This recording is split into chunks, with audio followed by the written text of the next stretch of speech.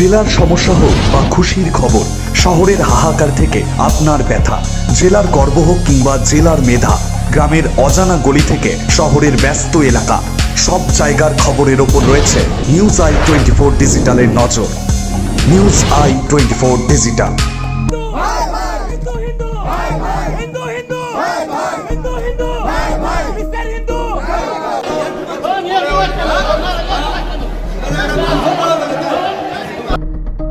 দুর্গাপুরের শোভাপুর লাগোয়া বেসরকারি কলেজের দ্বিতীয় বর্ষের ডাক্তারি পড়ুয়ার ধর্ষণের ঘটনায় দোষীদের অবিলম্বে গ্রেপ্তারের ও হাসপাতালে নিরাপত্তার দাবিতে বিজেপি, সিপিআইএম ও কংগ্রেস বিক্ষোভ দেখায়।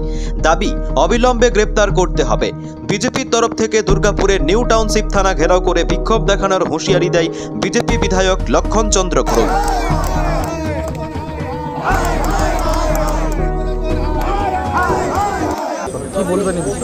দেখুন দাদা, বলার কোনো ভাষা নেই।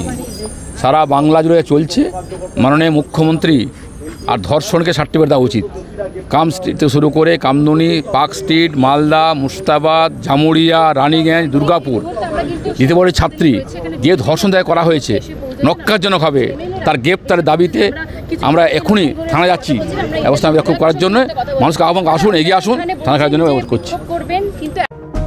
Bureau report, news I 24।